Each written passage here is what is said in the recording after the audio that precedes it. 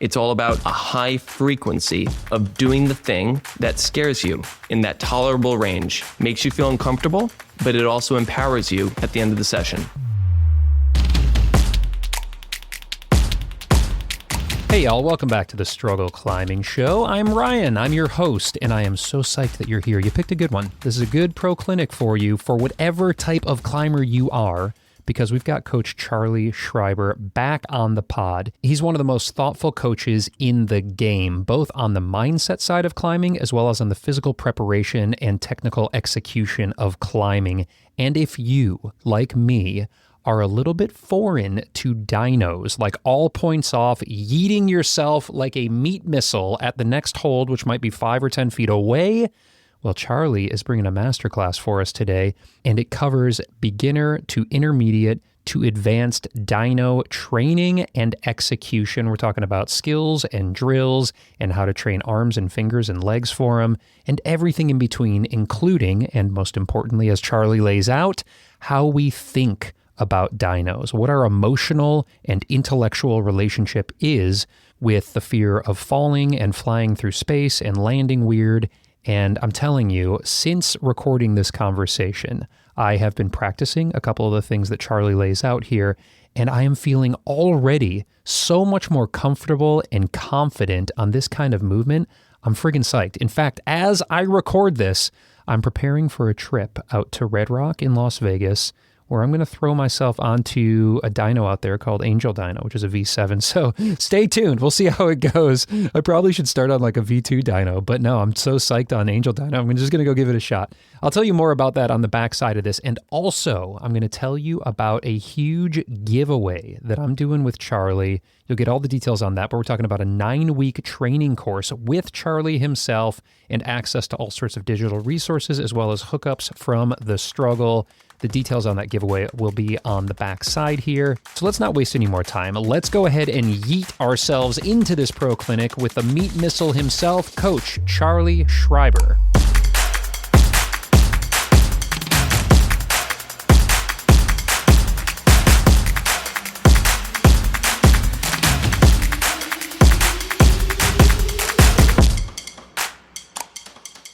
Good to see you. I got to say, so, you know, we're connecting here. We're reconnecting because you came and joined for a coach conversation. That was fantastic. I loved our conversation and it's just got great feedback. We talked video games, we talked mindset, and we talked a bit of climbing training as well. And so I reached back out because the topic here, the topic at hand, which is like dynos and dynamic climbing, has been something that I've struggled with for a really long time as a predominantly very static, like Red River Gorge sport climber. And we'll probably talk about different, you know, challenges that people have as they want to get into more dynamic climbing. But really the impetus of this was just me watching these videos that you shared from your trip out to Rocklands, where you were just like rampaging one insane, classic, really cool looking dyno after another. And I was just so inspired by it, man. So congrats on that trip. It looked like it was a blast. It was the best trip I've ever had in my life, like by far, on all fronts. In terms of enjoyment, performance, just like it ticked all the boxes? Every single one. Yeah, there was nothing that fell short of excellent. Yeah. Sick. What do you attribute that to? I would say that the number one most important productive component that I added to the trip was just patience. Patience in every single regard. I, in the past, have maybe not rushed with poor tactics, but haven't had the level of patience that I really know I need. You know, you always do a lot of wishful thinking. And by patience, I just mean doing things when you know it's the right time to go do things. Get on the climb when you know that you're going to have a great opportunity to do better than the last time. And a lot of that, you know, the patience was also intraday and across the weeks. Like, small, tiny example is having the patience to, before I get on a climb, warm up thoroughly, even more so than I think I need to, because I know that in the past, if I warm up about, you know, a little more than the people that are around me, which usually The average person doesn't have the best warm-up strategies. Even my good friends who are good about it.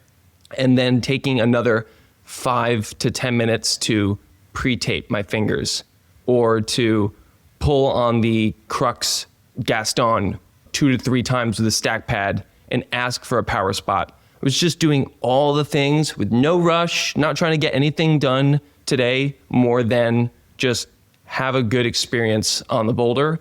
And if there's time for another climb, probably not even go do it. In the past, I used to try to get 2-3 things done a day. This time I just focused on one. If it happened very quickly, which it kept turning out that it was happening very quickly, then I would move on.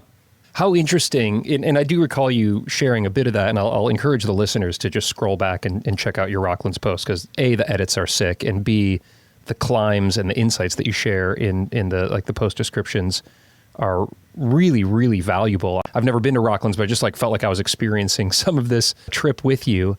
And how interesting that kind of in going slower, in being more patient, you actually sent more. You kind of sent faster. And so it's just it was a matter of probably what a lot of us climbers who are listening to this right now experience, which is there's just so much psych when you're on a trip and you're with friends and you've got objectives and you feel good and maybe the conditions are good to just get out and want to go, just want to rage and get started right away because it's fun, and maybe the friends are already on it and you want to just jump into the rotation and all of that. And so that's some grown-up stuff you were doing there to be you know what, I'm just going to hold off here. That's I feel easier said than done. Totally.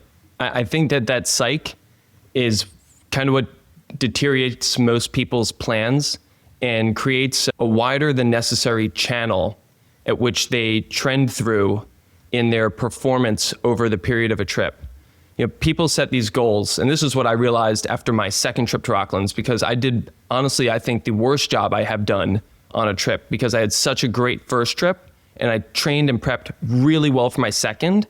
And on the first day, dug myself into a hole, even when I thought I was actually doing a really well-tacticked day. I actually overloaded one specific grip on my left hand I just overlooked that. But people usually go into a trip and they know that they have the goal of doing something that they believe that they can do. And they know they can do based on their best days. Otherwise, it wouldn't be one of your goals.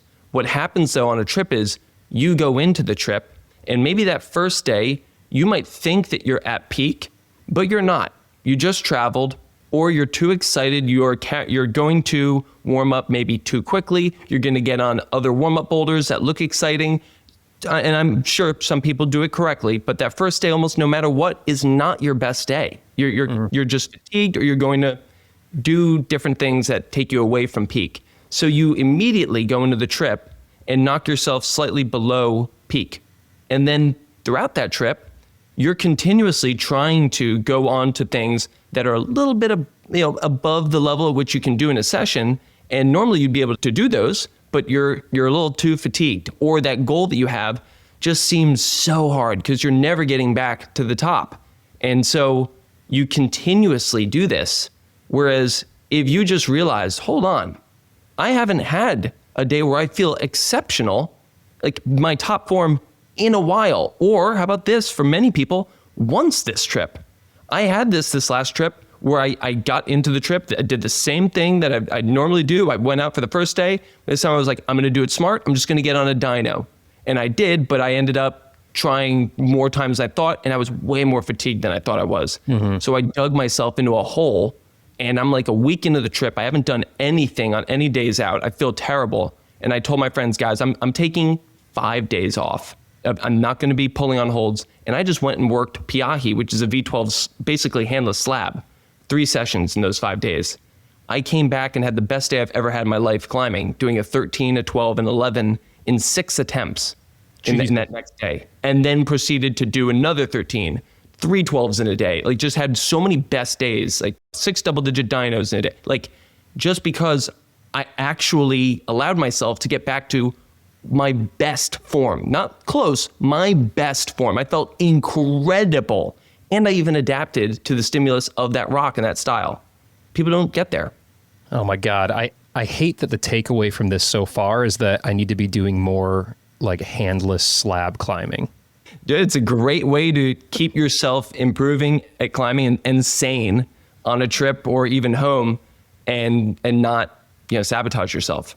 Dude, well, thanks for sharing that. I mean, what a recap. And I like picked that up from your post because it was just like one banger after another. And what an incredible trip. And I'm glad that we're kind of able to have this conversation with that quite recent, very successful trip under your belt. And then, you're constantly working with clients of all ability levels on various different things. But I saw you posted something not too long ago, coaching a client through a dynamic sequence in the gym and just working through how to progress and deal with fears and different techniques and body positions and all of that. So this is just like such fertile territory, man. I'm really excited. And I'm also especially excited myself as somebody who I already mentioned.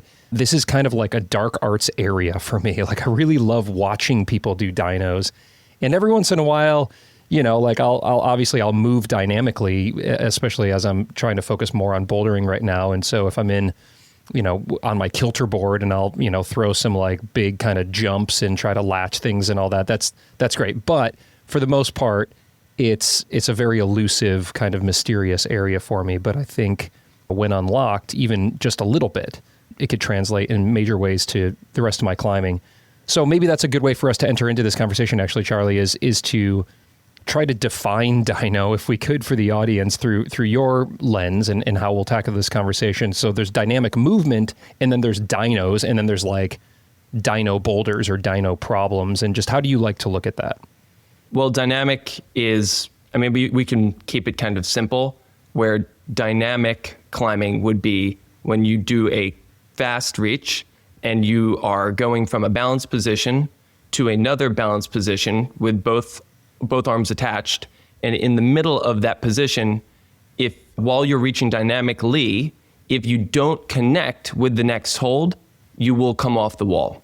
Unlike a static movement where if I reach and as I'm reaching, if I don't grab the next hold quickly, I can stay there. I'm static in my movement. I'm controlled with the other arm. I'm still in a balanced position. Got it. But a dynamic movement, I have to get, doesn't matter how big it is, I have to get my hand to the next hold within that time window before my momentum exceeds what is possible for my hand to hit the hold and keep it before I come off the wall.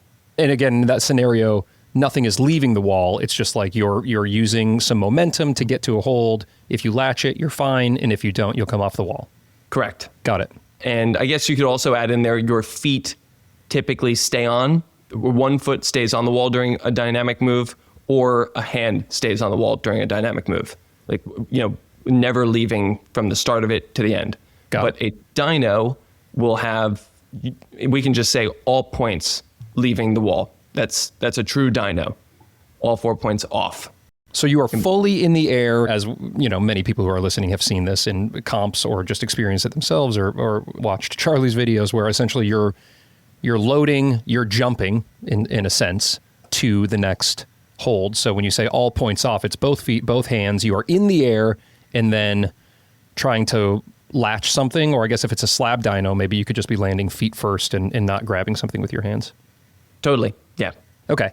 So dynos are the focus of this conversation here, although obviously dynamic movement will probably come into play as we're trying to learn how to do dynos.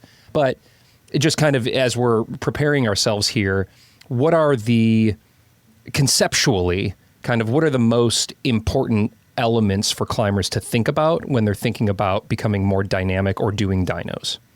Number one, most important by far, it's not even close, is commitment, confidence, and fearlessness.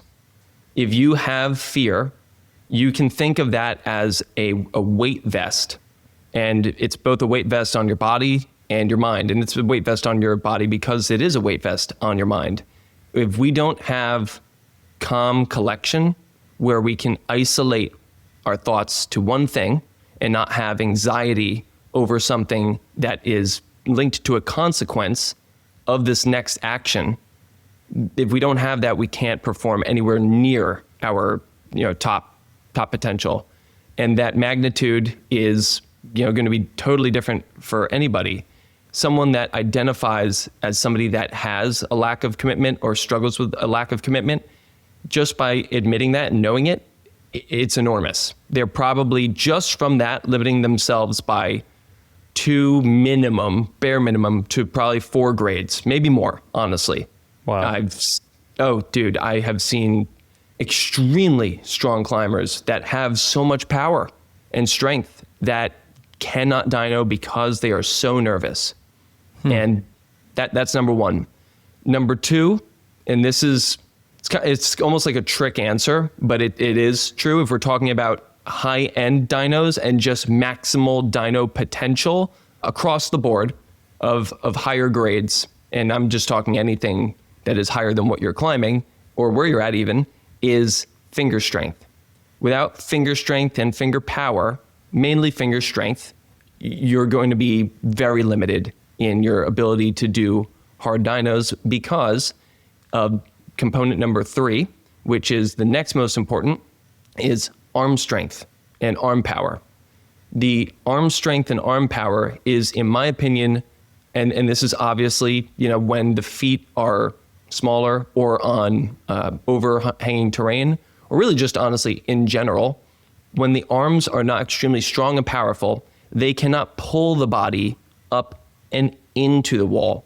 And because the legs are attached to our hips, and our hips are the center point of our bodies, or very close, if we don't get the upper body up and in quickly while we're accelerating upwards with the legs, that means our hips are off of the wall. And when my legs extend to jump, because my hips are off of the wall and my feet are on the wall, there's an arrow of the force vector that comes from the legs through the hips that is now pointing backwards, away from the wall. So if you can't get yourself up and into the wall quickly, your arms are also a massive contributor in upward velocity, then the legs cannot do anywhere near the job, and they're actually going to push you in the opposite direction.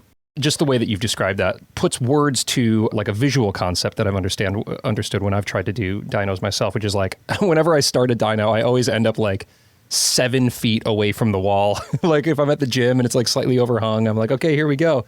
But I think it ties back to number 1, which is a confidence or a fear thing, because this idea, like when I see you or others do dynos, where like it looks like you're going to slam your face and chest into this wall as you're pulling in while you jump. And then it's just like so magical when you see it work, because it's almost like you're like skimming, like 1 inch away from the wall until you grab the next thing. In my mind, I'm like, okay, that is going to happen times 1,000.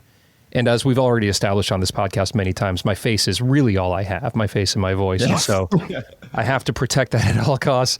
But I think, the order that you put those in is a great order for us to maybe tackle this first module, if you will, of Dyno 101. Then we can get into Dyno 201, maybe after that, and get into some more advanced techniques. But you're saying this confidence issue affects people of all levels, regardless of how strong you are or how experienced you are.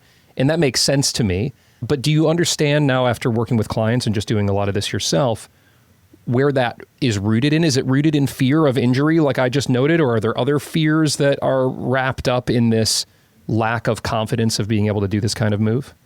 It's mainly fear of injury or fear of, coming up short and failing a bunch of times. Usually that's how it starts. I see a jump. It seems scary, and these kind of become the same thing. Seems very intimidating. I try it maybe in the beginning of my climbing. It just feels so hard. I'm naturally not good at it. And because of that, I'm probably not going to be psyched on it. And therefore it feels so unachievable. And I relate that now to failure and feeling shame. I can't do this. It's so difficult. It's also so intimidating. And then I get this double fear of, I'm afraid I'm going to get hurt. And I'm also afraid of losing face on this climb in front of myself and maybe peers. So fear of failure, fear of looking silly. You're at the gym, there's a bunch of people around, and you completely airball it or something like that, which is totally understandable because, it's a social situation, and we're all trying to not only have fun, but also there's a lot of our identity, kind of our self-worth wrapped up into how we perform. And so if I can climb a V6 static but I can't do a V3 dyno. You know, what does that mean for me in the social hierarchy here of the gym, that kind of thing? Right. And unfortunately, because dynos are, I mean, let's just isolate it to the dyno, right? Just the one move. It's one move. So it doesn't offer, a very tangible, obvious success of any kind if you don't do it. If you spend an entire session not doing it, it's not like you're working your V4, V5 in the gym and you get a couple new moves, but you don't send. That's okay. You walk away with some wins, and in front of your peers or in front of yourself, you feel, wow, I accomplished something. I'm doing better than last time. It's very hard to feel that way when you're just getting an inch closer and maybe you can't even feel it. So how do you work with clients on that? Is this a good time to talk about kind of tackling each of these pillars that you laid out there, or did you have other things you wanted to cover first? Because I'd love to keep peeling back on this. Totally. I just wanted to add in the other two factors. I mean, there are a lot, but it's, number 4, in my opinion, is coordination and the skill of it. If you don't, you can lack a lot of the other things, but if you have beautiful form and you place yourself in the right area, like in the movement at the right time with flowing connection, you activate the chain in the right order, it just makes such a difference. And it can kind of remove the need of finger strength, arm strength, and number 5, leg strength and power. And all of these, I'm saying strength, that's your engine, but how high of an RPM you can get that is your power. Like how explosive can it be? Dynos are all about explosivity. Yeah. So you've got the strength, and if you can activate the strength fast, then that's power. It's kind of strength at speed. Okay, good. So we've got our 5 pillars here. Confidence, you said, not even close, like way ahead of all of the others, it sounds like. Now, probably having a lot of strength or power or coordination or whatever might help to feed into the confidence bucket. But when you're working with clients who are new to this, somebody like myself or others who are listening, and then we'll get into more kind of advanced techniques as noted, but still, like, let's be in the beginner phase here. How are you tackling that pillar, or is everything kind of tackled simultaneously?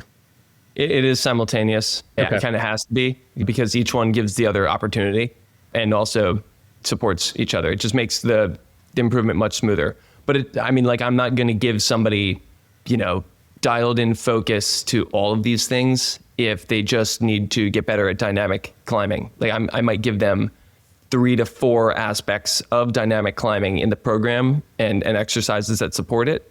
But I'm not going to, I don't make plans that are just for dynoing. It's like nobody's ever come to me for that.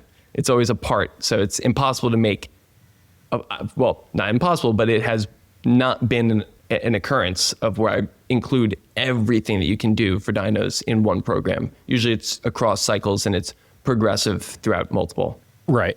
I may come to you just for, when I book that Rocklands trip, I may come to you and just be like, look, Charlie, it's just dynos all the time, breakfast, lunch, and dinner. And so we'll see how far I can push you on that. Nice, dude. So, okay, but then let's just look at it holistically, but maybe by ability level, if that sounds good. And there may be just a few concepts for each level of kind of comfort level or experience level with dynos, if you will. But for the true beginner, for somebody who's not maybe a true beginner climber, people who've been climbing, but are perhaps more like me, where it's just been more static. The bulk of my dynamic experience will be on my kilter board, for example. All points dynos, I could probably count on one hand how many I've done. Usually it's on the gym set the problem, where I've got a real big comfy pad behind me.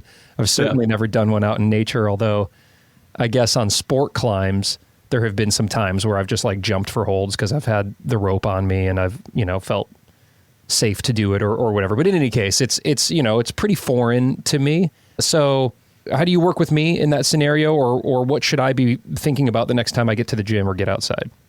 Okay, so if we were to take where you're at now and look at where you want to get to, if you want to be able to do dynos confidently, if you want to be able to do anything confidently, what do you need? You need exposure therapy.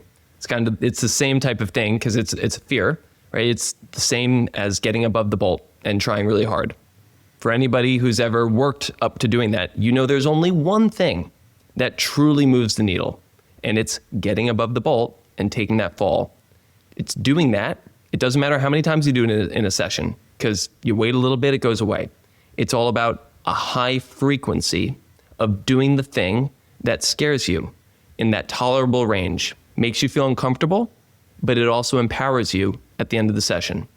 So number one is giving them two things: dynos, almost every session, just 3 dynos. That's it. Just do 3 at the end of your warm-up. Replace the last 3 in your warm-up boulder ladder. That way you're not just adding excessive volume into your day. Number 2 is committing moves. And these are ideally dynos. Ideally, you're doing this on the dyno, but typically it's hard to find both. And quite frankly, in the very beginning, what defines a very committing move for some people, it's just so easy to do. And this is really crucial, and I think builds up a higher tolerance for things down low, is doing a committing move up high. Doesn't even matter if it's a dyno. Just get up there and, classic one, right? I've got an angled hold and I've got a finish hold out left, and I've got a really crappy foot. And I'm gonna go lunge for that hold, and it needs to be dynamic. And I'm just gonna get up there and try my best. And I'm only measuring. I do not care at all if I stick the move. It has nothing to do with this. Only matters if you commit to it. And when you come down, you have to write about it. If you're not writing about it, you're missing out on, in my opinion, 75% of the process. You need to talk about it. You need to write about it. You need to tell me about it as your coach. And that seals the deal and creates such an air of confidence.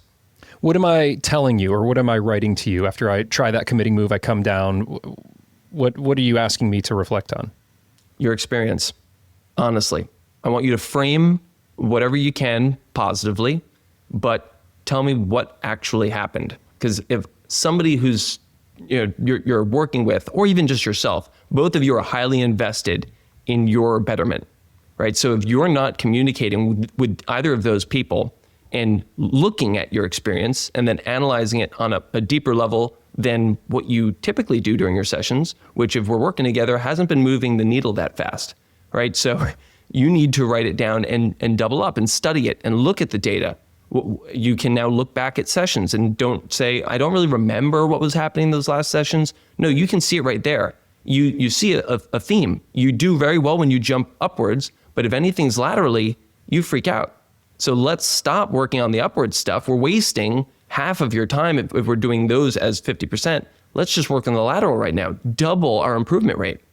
So if we don't have a coach, we're not actively working with a coach, it could just be a notes app on our phone. It's just like the dyno log or whatever. And just every time you go in, if you're saying you're adding in those 3 dynos at the end of your warm up, you're just writing some thoughts about how it went. If you felt fear, did you stick it? To your point, what type of dyno was it? What type of hold were you going to? So we're just trying to kind of contextualize the thing. And then over time, you're able to look back at the dyno log and hopefully identify some trends.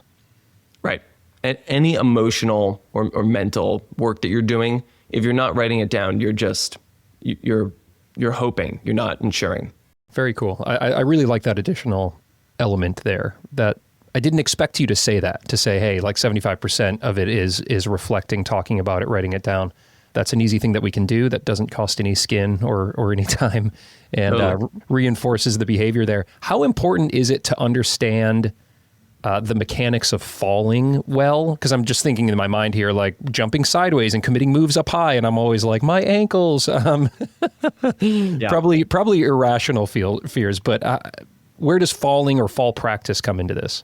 Man, I wish that I had gotten in front of that question, because that's where your fear is from, right? So if anyone tells me that they have a fear of falling ever, or fear of committing up high, and it's because some people do have a fear of just jumping, just moving fast with no control. And sure, it most of the time does come from their fear of the end result hitting the ground. But a lot of the times it's just moving fast. Like they're not good at it. It's very foreign. They feel uncoordinated. They don't like it. So they have that fear of just the experience. But if anyone tells me, or if I ask, I always ask why they feel that they don't have this skill. And if it's because they have a fear of falling, and regardless if anyone tells me that they're doing dynos, I will always add plyometric work with the legs and falling practice. So you need to go through, and that also has to be at high frequency. Like start the session after each warm-up boulder, jump down. Before you do the dyno you're going to do, grab the finish hold, just hold it, swing, and then land where you will land if you catch it, swing off, and land. practice that land. Hit the ground, roll. Hit the ground, roll. The reason that I know that I have so much confidence with dynos is because when I was younger, I used to literally with my friends go to the new construction site or the playground, and we would jump off the highest things that we possibly could. We would jump from like 15 feet up, hit the ground, roll. We just, parkour was new, so we were obsessed. And I would do that at the climbing gym. I'd get to the top of the boulder when no one was looking. I'd go to the back and jump off the boulder onto the pads from like 16 feet up and just roll. And from doing that hundreds and probably thousands of times and doing dynos where I just would yeet myself sideways, swing off like a lunatic, but then land on big pads and learn how to do it safely, I know that when I go, I'm like a cat. I don't have fear of being up high because if I do fall, I'm fine. Yeah, that's really a foreign concept to me. But I understand how it can come with practice because climbing 5 feet above a bolt used to be like absolutely gripping to me. And now I can take 25-foot whippers and it's totally fine. But what I haven't practiced is falling a lot as a boulder or on pads. And so adding that into the warm-up, that's very interesting, just kind of like grabbing the finish hold and like swinging where you might swing if you come off it. Essentially, it takes away that unknown, right? Like, oh, well, I already took that weird, or what I thought would be in my mind, that weird landing. I already took it. I know I'm okay. Now I can put it out of my mind. Like, I'm not going to start at 16 feet. So I'm just assuming we're just working our way up to that. Like, I'm going to drop off in the middle of a climb and then maybe one move further and progressively add some of that exposure. Yeah. You do same thing with the uncomfortable move. You do what you're uncomfortable with, but you can accomplish and feels empowering. How does this differ for outside dynos or falls or climbing? Doesn't really. Honestly, there's nothing different other than you need to have a spotter that you trust or a landing zone that you really trust. Mm-hmm. I think one of the biggest things is having enough pads. That's like, just you can't have too many. Just bring as many as you possibly can, set up your landing zone, really look where you might swing to, and then always have an oh fuck pad. That's for when you hit the jug, you swing further than you thought. It's like that zone, like I could fall over there, and you're going, oh, fuck. There's a pad there. Yeah. Okay. Yep. Yeah, again, having that confidence that you're going to be safe so that you can fully commit to the move. Okay, so now we've established some ways for us noobs, us dyno noobs to kind of work into this. And that's, our last few warm-ups and doing some committing moves up high. And now what about the dynos themselves and dyno practice for us who are newer to it? Variety. All about variety. The more types of dynos you do, the better you will get at dynoing in general, of course, and the more confident you'll be on anything that you step up to, because every single one is different. Even if it's vertical, the foot setup's going to be a tiny bit different, and the body is only going to innervate muscles that are the prime movers of that jump. So if you're changing up the orientation, everything gets more explosive in the movement path that it is being trained in. So your body is actually going to get stronger and more explosive across the board if you're doing a wide variety of those styles, and so is your coordination. And I think that helps your climbing in general. So when we're talking about variety, are there a few kind of quote unquote classic dyno type movements that we can just highlight for a second here? Mm-hmm. Up slightly left, up slightly right, left and right, and backwards. So just everywhere. So basically just like everywhere, if you're looking at a clock, up would be going towards 12 o'clock, slightly up and right would be, maybe 2 o'clock and 10 o'clock, and then you've got 3 o'clock and 9 o'clock are the sideways, and then what's backwards? Like super steep? Super steep. You're like on the pedestal of a roof and your back is already arched, you're jumping straight backwards. I gotcha. But like what I'm talking about with variety is where your hands are to start and where your feet are. Every variation, jumping off of 2 left-facing side pulls with you're basically in a layback position, and that left foot wants to be on, but it kind of has to keep stopping you to flag and lay back, and you have to slowly teeter off of the layback and then up and into the layback and then jump. And like, how do you scoop yourself up and over the foot? What do you do with that lower hand when you're coming up? Does it come off early? Does it stay all the way until you're jumping straight up? Like, okay, now double underclings, super wide apart, double underclings. All right, y'all, that seems like a good place to fade things out on the free version of this. But if you pay or if you get a free trial and you want to listen to this whole pro clinic, this masterclass on Dynos with Charlie, I'm going to tell you what we cover because there's a whole other hour of this conversation that we have. And also, I'm going to tell you how you can win a 9-week custom coaching block with Coach Charlie himself, along with access to his educational Discord, which is normally $25 a month. Plus, I'm throwing in some struggle stuff. So I'll tell you about that in a second as well. But first, let me tell you what Charlie covers in the rest of this pro clinic here. We talk about which specific setups and moves to practice in a gym setting to get better at your dynos, where to program your dyno training within your other training and climbing, when to stop a dyno session, the Japanese cheat code for dyno domination. Why are they so good at dynos over in Japan? Well, Charlie lets us know because he's had conversations with them and he's worked out in those gyms. We also talk about the specific biomechanics of a dyno and how to optimize each step. Charlie breaks down in detail every step of a dyno and talks about what to do at each of those steps. And also, I'm posting the full video of this conversation so that if you join up in Patreon, you'll also be able to watch the rest of this conversation, where we also talk about how to assess what went wrong when you miss on your dyno, which is what I often do. And is being a dyno specialist a cheat code? Is that the way that one can ascend through grades very, very fast if we're interested in chasing grades? The answer is yes. And Charlie actually chimes in on why that's the case. All of that is yours for free with a 7-day trial over on Patreon, or you could just join and support me. I don't have as many brands supporting me this year because like all these brands lost a bunch of marketing budget. So the way I can make this show is by having support from Patreon members and Apple subscribers. So hopefully you can feel good about that. I'm going to put that link right there in your show notes. You can also just swing over to patreon.com/The Struggle Climbing Show to check it out. And then there's no obligation, if you join for a month or two or whatever and you're just like not using it or you're not into it or budget's tight or whatever, then you can just quit and I'll see you around when, like the next time you get some money or whatever. Anyway, really appreciate it. Okay, what else do we want to talk about here? Oh, the giveaway. Okay, so I already mentioned it's a 9-week coaching block with Charlie Schreiber himself, plus access to his $25 a month members only Discord. And then I'm throwing in 3 months free of Patreon at my highest tier, so you get access to all the pro clinics and every other bonus episode and video and all of that, plus one of my 5-year training and performance journals. And we already know how important journaling is to Charlie. So that is the package. And all you have to do to enter is join our email lists. And so I'm putting a link right there in the show notes for you, or you can just go to thestruggleclimbingshow.com/Charlie, and that'll bring you to a landing page. Toss your email address in there, and you will automatically be entered in that banger giveaway.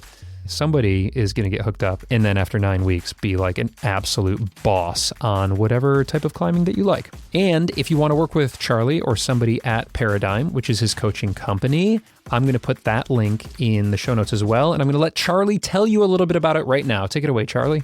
Paradigm, 24/7 communication. Our thing is customer service. Like when you work with us, you get the most psyched coach on the planet that's there to talk to you every day and work for you, make unlimited adjustments to the plan, because all we care about is you feeling fulfilled, successful, and having a plan that's directly customized to every little bit of your life, and that we teach you what more you can benefit. Yeah, dude, my heart is racing. I freaking love this job. Thank you, Charlie. Appreciate you. And so those links are in your show notes. Check them out. Join Patreon, either on a free trial or just give me some money. Thank you. I love you.